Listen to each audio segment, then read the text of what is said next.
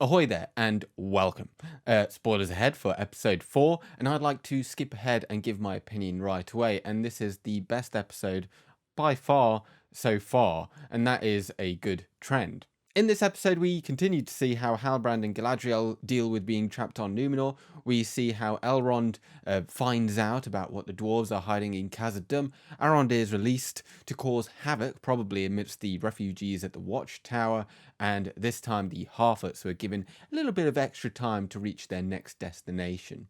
I am going to begin with the meat of this episode, which is once again Númenor. Miriel is having this dream or a vision in the palace. It looks like a relatively normal day, you'd say, until there's that dull thud of an earthquake and then the roar of the wind. The unidle petals fall from the white tree and greet her as she goes to look out at the city, and then you see that huge tsunami wave coming in to swallow the kingdom. This foreshadowing of the downfall is pretty scary, but then it is just a dream for now. And so Miriel grants Galadriel an audience, and Elendil is there to mediate. It's more like a diplomatic meeting or a confrontation, and it does get fairly heated once the elf asks to, see her manager, the king. They begin at a physically equal height, but after Miriel goes to leave, she is now beneath that platform that Galadriel is still on. You could say that this is a metaphor for her going over Miriel's head, or that she is now the one who has the power in the conversation. But I would say that that is incorrect. But with music quickening pace, there is definitely like an acknowledgement for the shift in dynamic here and that she's going on the offense. But once Galadriel says, "There is a tempest in me," well, maybe that right there is a bit of a trigger for this, because it is said that she could bring the doom upon Númenor.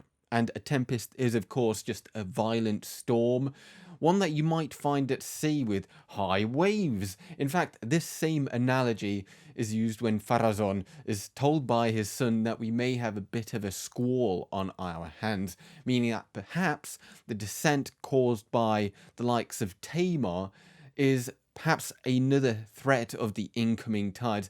And I don't think that this is an accident, given that these scenes are one after another.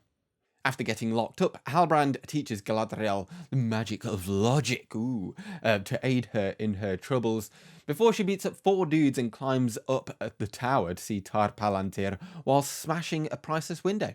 I call this part 3 of their discussions, and in this one we see a change in both the queen and the elf. There's something in the vulnerability that bonds people closer in understanding, and perhaps we have another stage of Galadriel growing up and maturing from her one-dimensional avenging ways. After seeing the vision of the downfall, of course she will question then why Númenor would not help in the fight against Sauron. Miriel interpreted that the coming of the elf was the sign of the doom that was nigh if she stayed, and they must then remain in solitude. Hence, she's going to be shipped to Lindon. But Galadriel argued that the doom was upon them if they made the incorrect choice. By standing with the elves, as they had against Morgoth, they regained those virtues which gave them the gifts of the Valar. However, given that her father, Tar Palantir, had been exiled for that same conclusion, then Miriel wouldn't want to risk that. So fast forward then to Galadriel's departure ceremony, and you have Elendil saying farewell in Quenya, which is a nice touch, and you have this host of people watching, and I felt that Elendil was like the most mournful of her leave, and it almost kind of felt like a funeral. But once the queen and Pharazôn left, you get that stream of petals coming from the white tree. The pair looked at one another like, holy Given what we know of Pharazôn, I was a little surprised by this reaction, and so we transfer back to the palace for the proclamation of the queen that they are to sail to Middle-earth to aid the Southlands. We have that echo of the speech that Miriel gave to Elendil during his interrogation of the meaning of the falling of the petals, and is our valour confined to the graves of our slumbering fathers? Westernesse was paralysed by the fear of death, as men would cling to life and build the most majestic tombs for themselves. Or is it here amongst us even now. And oh, hey, look, here's Halbrand coming into shot, and he's out of prison. Yay! Clearly, he is one of these low men of valor too. And so this is the main story of this episode. Miriel is to go to the Southlands alongside Galadriel, and all systems are go. As I said, I thought Pharazôn's reaction was fairly odd, and now that he is staying on Númenor, is he going to plot to supplant the Queen alongside fellows like Tamar? Given how people are answering the call to arms, though, it doesn't seem like Númenor is all that divided. Of course, other things are happening on Númenor too, and Pharazôn is shown to have the respect of all the people and is able to cool the unrest at Tamar's hands. He empowered the islanders without discrediting the elves. He does seem a man of many skills. He says, "Look down, each of you, at the guild crests you bear." And I realised then that if you look at his sash there, he carries 8 or possibly even 9 crests there. You'd imagine that getting 1 is hard enough, right? He definitely has some grey matter there between the ears too, as he tells his son that it is preferable to be wise, as cleverness is for men of small ambition. It sounds like chatter from a guy that is composing a route to the top.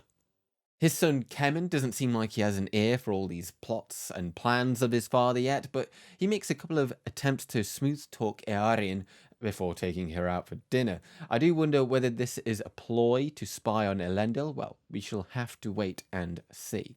Isildur is back on the boat training, and he once again hears that voice out at sea, calling out to him, and he lets go of the rope that he shouldn't, and so he gets kicked off the sea god along with his 2 mates. Of course, they are not best pleased with Isildur, who is only repentant that his friends got ousted from something that they have worked on for so long and so hard.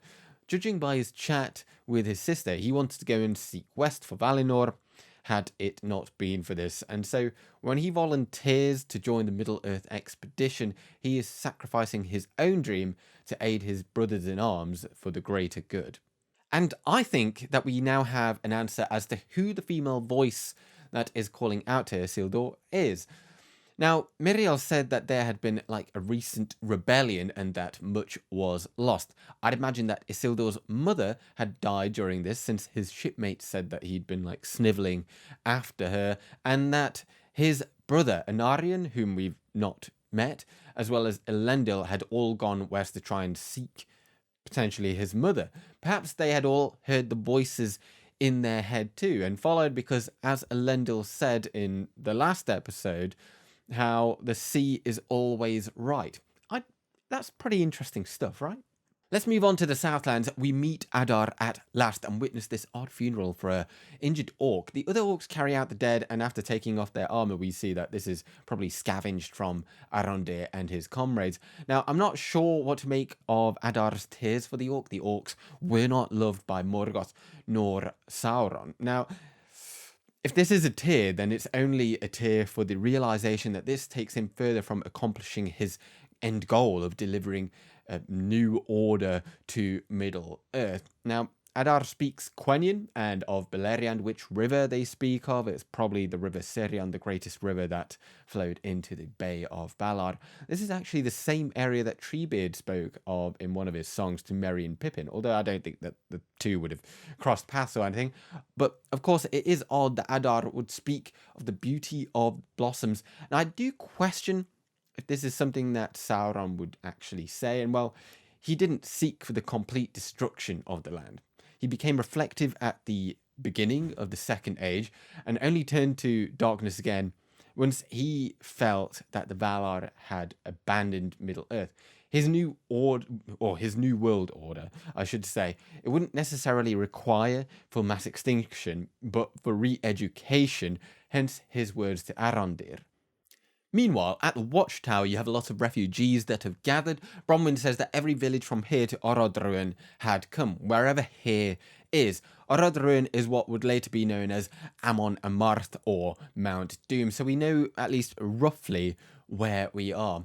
Now, after Theo gets his magical sword out, we learn that this is the weapon that all the digging had been in search of. Arondir rescues him just in time, and then we get this great shot of the horde of orcs coming through this woodland. okay, there is a bit of a Matrix moment with catching the arrow too. Now, I actually felt that this scene was fairly similar to the one where Boromir died defending Merry and Pippin. You've got those whistling arrows there, but obviously it was too soon for Arondir to die without delivering his message from Adar. And so the sun came out to deter the orcs and apparently stymie their aim too. They made it out, and that message was that they should all forsake the Southlands and swear fealty. Oh, and that he is coming. Oh dear. That's pretty spooky. Now, in this same shot, it's a continuous shot, we get Waldreg and Theo. And Waldreg reveals that he knows of the sword and that it was forged by Sauron for his ancestors, probably to do really good things. And given that he also used it, these were probably for some pretty dodgy reasons too, right? And I think that this is a sign that he is a sleeper agent within the walls. And well, Theo is going to be an issue too, because like, who knows what side he's going to end up on. Now, Waldreg said that the comet or the meteor, that was a sign of the coming of Sauron. But does that mean that the stranger is Sauron? I don't think so. I mean, it could be one of the blue wizards that could have been shot over from Valinor to counter Sauron because they sensed something was off too. So it's still ambiguous at this point. Over to Elrond then and his exploits. Clearly, the dwarves are helping in Eregia now, but he does go to Khazad Dum to learn what Durin has been hiding, so he goes to his home. And Disa, who does a really good job of covering for her husband, when Elrond masterfully observes that Durin can't possibly be in the quartz mine without his proper tools, nor would he make it back in time for his favourite meal because he is so far away. How does he know so much of the geography of the mountain and so much of the art of mining? It was the children's repeated knocking game that would prove most useful. You see that he makes a note of it the second time whilst their mother scrambles for an answer to his questioning. And of course, this is the tune then that he would use to get through the dwarven door into the secret mine beneath the Mirrormere. Durin catches him in the mine, and for Elrond to know of the secret, he swears an oath on the mountain and his father, Eärendil. So we learn of this special ore. In Khuzdul, it is grey glitter, and Durin translated it as Mithraud, which I believe would be grey metal. Now, Elrond corrects him with Mithril, grey brilliance. This shows that Elrond has mastery of the secret dwarven language Khuzdul once more, but it also shows the difference between the dwarf and the elf. See, Durin values the metal for the quality of weapons and armor it could make, and how it is now more valuable than gold, whereas Elrond focuses on the beauty of it, on the material, which seemingly has a light which shines from within. Of course, this would be the beginning of a new age, as the elves get a new material to craft with, probably next episode or two, and the dwarves get to dig for their doom. Yay! But let's also focus on the duplicity of Elrond, because he manages his friendship with this delving for new information too. He has managed to teeter on that tightrope thus far, and I question whether he is actually faithful to Durin, given that he has only now begun speaking of their continued friendship as the primary goal for his reason for coming, which isn't strictly true. He came to Eregion for Celebrimbor, but then afterwards he devised that, oh well, the dwarves could come and help them in their ventures, and that is his aim. Now, King and Prince Durin, they have picked up on, something else is going on, and that is why they're going to go to Lindon, at least the princes, sorry. And I suspect that this is where we shall get that scene with the banquet, and then perhaps we will get more revelations about Mithril. Finally, the little things that I thought were pretty cool. Galadriel actually got confirmed as the daughter of Finarfin. Now, last episode she was a daughter of the House of Finarfin, but this is much more explicit, and given her characterization in the first 2 episodes, I was beginning to doubt whether this would actually get confirmed, but it does make her treatment by some of the other elves a little bit odd.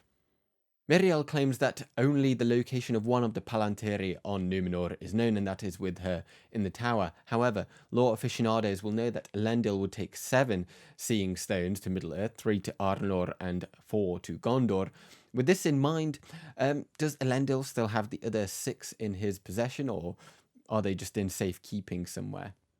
Oh, and we get that look of what the mountain whispering is like. Elrond was clearly impressed, and perhaps even he would call this magic, but given how much he knows of the dwarves, then this must be fairly extraordinary for it to be a new experience for him. Okay, that's your lot. Thank you very much for watching, and episode 5 comes fairly shortly, so I'll see you within the next week. Good day.